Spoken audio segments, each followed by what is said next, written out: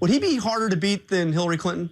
Well, I think it's a real possibility because what she did was absolutely, in my opinion, illegal, and I don't think she's going to be allowed to run if they have a prosecutor who's going to be honorable. Because if you look at General Petraeus, what he did is nothing compared to what she's done, and his life is in ruins. I mean, what they've done to him is incredible and very, very tough, and what she did is far worse. So I think she's got a big problem with emails, and obviously her numbers are going down drastically. So somebody like Biden could probably go in and do very well and maybe win. Okay, let's get to your big moment. You've never debated before. Are you ready for this debate? What would you consider a win? Well, I'm not a debater. These politicians, I always say, they're all talk, no action. They debate all the time. They go out and they debate every night. I don't debate. I've created tremendous jobs. I've built a great company. I do a lot of things, and maybe my whole life is a debate in a way. But the fact is, I'm not a debater. And they are. But with that being said, I look forward to it. We'll see what happens. Who knows? Okay, you obviously haven't been afraid to attack your opponents on the campaign trail. Now you're going to be on the stage with them. Are you going to be pulling your punches, or? I don't think I'm going to be throwing punches. I'm not looking to attack. Don't forget, every single attack you've been attacking. I mean, are you going to do it on the stage? Every attack I made was a counterpunch. I mean, they attacked me first, and I hit them back, and maybe harder than they hit me. But the fact is that I've been attacked pretty viciously by some of these guys, and I have a lot of respect for numerous people on the stage. I will tell you, I have great respect for some of the people on the stage, but I have been attacked, and I counterpunched. I didn't start the attacks. Okay, well, let's get to some of the more recent ones. I don't know if you saw Jeb Bush while you were in Scotland, kind of dismissed your rise as a phenomenon. And then you had Rand Paul, who said that your surge in the polls is, quote, a temporary loss of sanity.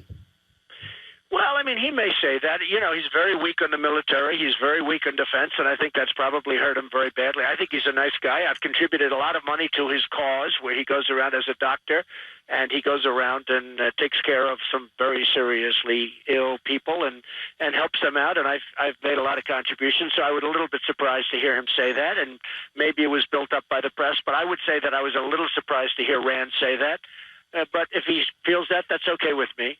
Okay, so let me get to, you've been very harsh in your assessment of Jeb Bush, especially.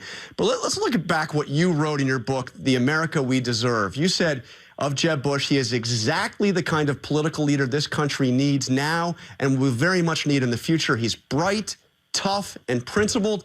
And not just Jeb Bush. Of Hillary Clinton, you said, just in 2012, she's a terrific woman, works hard, and I think she does a good job.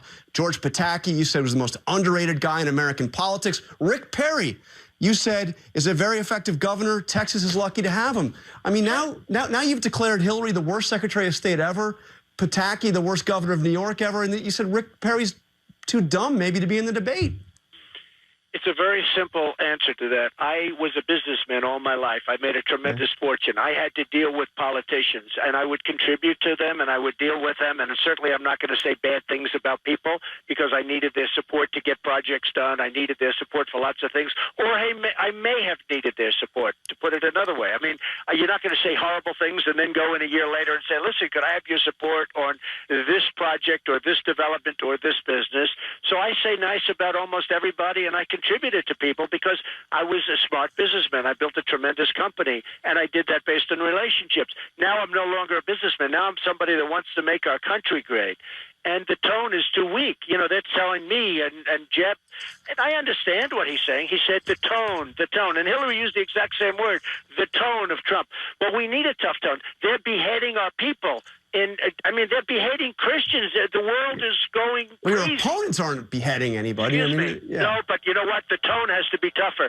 If we're going to stop ISIS, if we're going to clean up the border and stop what's happening at the border, which is a disaster, which I was very proud to have brought up and took a lot of heat the first week. Now everyone's apologizing to me because they see that I was right. But we need a tougher tone. We can't have that tone anymore. We need a strong tone, and we need tremendous enthusiasm. And as you understand, Jeb doesn't have that strong tone, and he doesn't have that level of enthusiasm that you need to make our country great again. I feel strongly. But as a businessman, I support everybody. I supported everybody, and I did very well doing it. So let me ask you about something you tweeted last year. You said of Barack Obama, sadly, because President Obama has done such a poor job as president, you won't see another black president for generations. What did you mean by that? Well, I think he's been a very poor president. I think he has done a very poor job as president.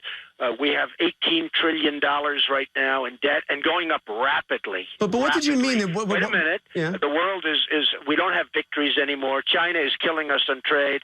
Mexico is killing us at the border and also killing us on trade. Mexico is doing unbelievably against us on trade.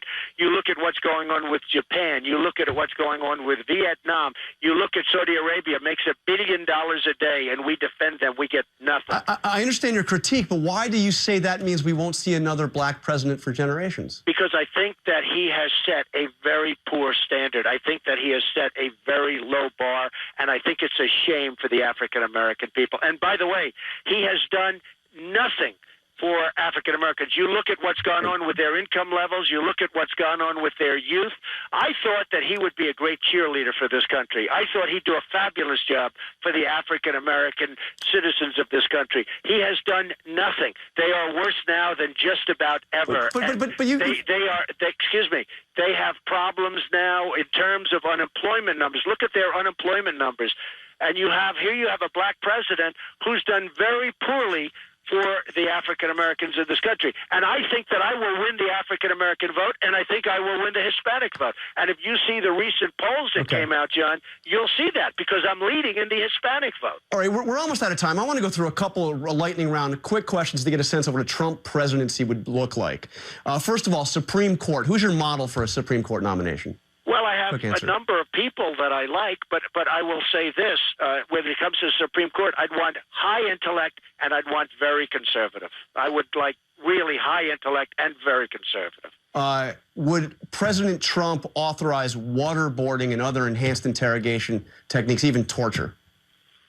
I would be inclined to be very strong when people are chopping off other people's heads and then we're worried about waterboarding and we can't, because I have no doubt that works. I have absolutely no doubt. So you'd bring back waterboarding. You mentioned waterboarding, which was such a big subject. I haven't heard that term in a year now, because when you see the other side chopping off heads, waterboarding doesn't sound very severe.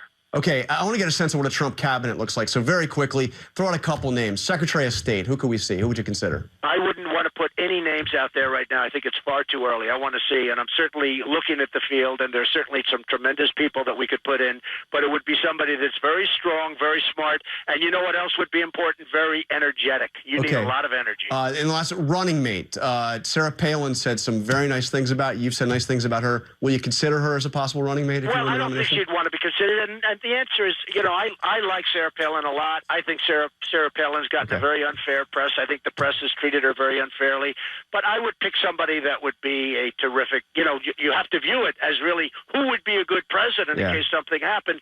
But there are many, many people out there that I think would be very good. Last question, very quickly. Reince Priebus, chairman of the party, has said that all candidates should pledge not to run as a third party if they don't win the nomination. Will you take that pledge this morning? Will you pledge not to run as a third-party candidate?